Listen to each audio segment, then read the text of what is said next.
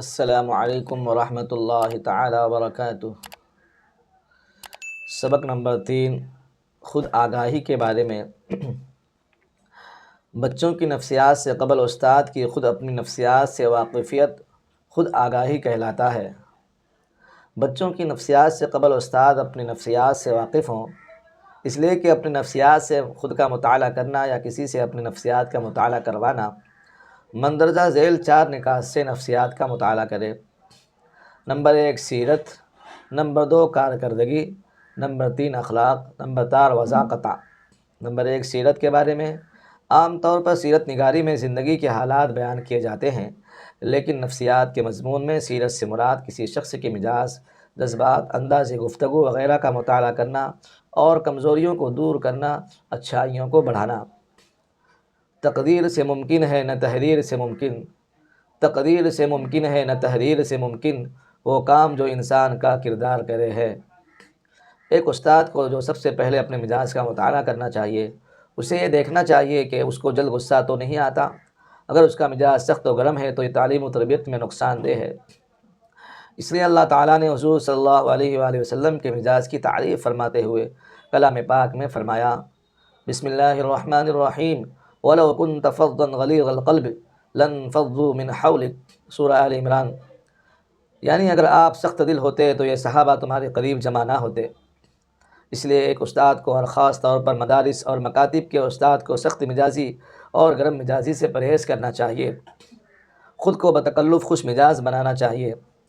ایک بات میں اپنی طرف سے یہاں پہ ایڈ کر دوں کہ اکثر و بیشتر استاد مدارس اور مکاتب میں پڑھانے والے خانقاہوں میں یہ بیچارے نرم مزاجی ہوتے ہیں، ہر کسی سے گھل مل جاتے ہیں، ہر اجنبی کو اپنا بنا لیتے ہیں، بن جاتے ہیں، لیکن ان کا مزاج جو ہے سخت جب ہو جاتا ہے، جب ان کو جو ہے دنیاوی اعتبار سے ان کی عزت، ان کا ادب و احترام، ان کی جو ہے سیلری برابر یا ان کے بارے میں ان کو فیسلٹی نہیں دی جاتی ہے، ان کا آرام کا خیال، ان کی دنیاوی تمام اخراجات کا خیال نہیں رکھا جاتا ہے، اسی وجہ سے وہ بیچارے ٹینشن وغیرہ میں یا گھر کے ٹینشن میں یا بیوی بچوں کے ٹینشن میں یا کسی بیماری میں یا دوا علاج میں یا پڑھائی کے بارے میں یہ بیچارے فکر مند رہتے ہیں کہ کہاں سے بھروں گا، کہاں سے دوا لوں گا، کیسے علاج کروں گا، کیسے اخراجات پورے کروں گا، کیسا ہوگا۔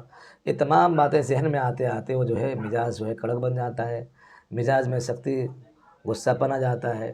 اسی لیے بولتے نا، کسی کا غصہ کسی پہ اتارا، کسی کا لوڑا کسی پہ پھوڑا، کہاں جوڑا۔ تو یہ اکثر ایسے ہی ہوتا ہے۔ اسی لیے ذمہ داروں کو چاہیے کہ آپ کے قوم کے بچوں کی جو ہے استاد صحیح تعلیم و تربیت کی فکر کر رہے ہیں، آپ بھی ان کی بہترین فکر کریں، بہترین جو ہے ان کے جو ہے تمام ضروریات کو پورا کرے۔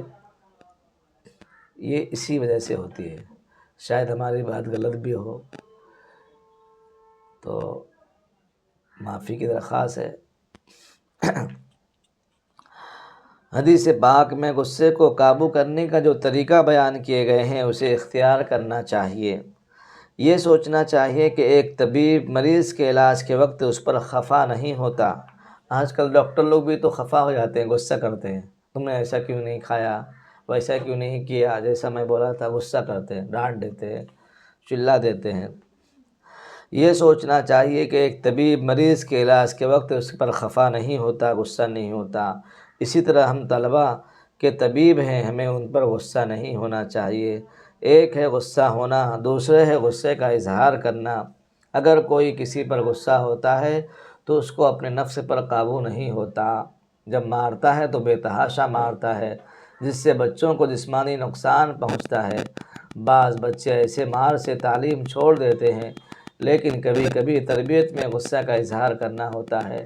حدیث پاک میں حضور کے اظہار غصہ کے واقعات بھی ملتے ہیں، جن میں لوگوں کی تربیت مقصود ہوتی ہے۔ جنگ تبوک میں شرکت نہ کرنے پر حضرت کعب بن مالک اور ان کے 2 ساتھی مرارہ بن ابی ربیع اور ہلال بن امیہ رضی اللہ عنہم اجمعین سے غصے کا اظہار فرمایا تھا۔ ایک استاد کو چاہیے کہ اپنے جذبات پر قابو رکھے۔ اگر جذبات پر قابو نہیں ہوگا تو ہو سکتا ہے کہ لالچ کے جذبات کی وجہ سے امیر گھرانے کے طلباء کی طرف میلان زیادہ ہو، جس کی وجہ سے غریب گھرانے کے بچوں کو یہ محسوس ہوگا کہ استاد ہم پر توجہ نہیں دیتے، اس کی وجہ سے تعلیم سے ان کی رغبت کم ہو جائے گی۔ اسی طرح غریب بچوں پر مہربانی کے جذبات اتنے زیادہ نہ ہو جائیں کہ امیر گھرانے کے بچے محسوس کرنے لگے کہ استاد ہم پر توجہ ہی نہیں دیتے، اسی وجہ سے تعلیم سے ان کی رغبت کم ہو جائے گی۔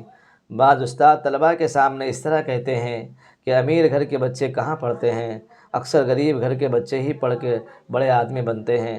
اسی طرح کے جملے امیر گھرانے کے بچوں میں تعلیم کی نفرت پیدا کر دیتے ہیں۔ بعض مرتبہ استاد میں حسن پرستی کے جذبات ابھرتے ہیں، جس کی وجہ سے وہ خوبصورت بچوں کی طرف مائل ہوتا ہے۔ اس سے بہت سے اخلاقی برائیاں وجود میں آتی ہیں جو استاد کے کردار کو خراب بھی کرتی ہیں اور اس کے برے اثرات طلباء پر بھی پڑتے ہیں۔ اس لیے ایک اچھے معلم کو اس طرح کے جذبات پر قابو پانا چاہیے۔ خشت اول چون نہد معمار کج، تا سریا میر ود دیوار کج۔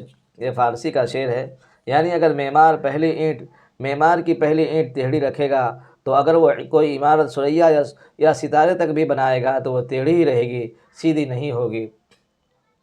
مکتب کا استاد بچے کی شخصیت تعمیر کرنے کے لیے خشت اول رکھ کر بنیاد بناتا ہے۔ بنیاد رکھنے میں خامیاں اور کمزوریاں تو ہوگی تو آخر عمر تک باقی رہے گی۔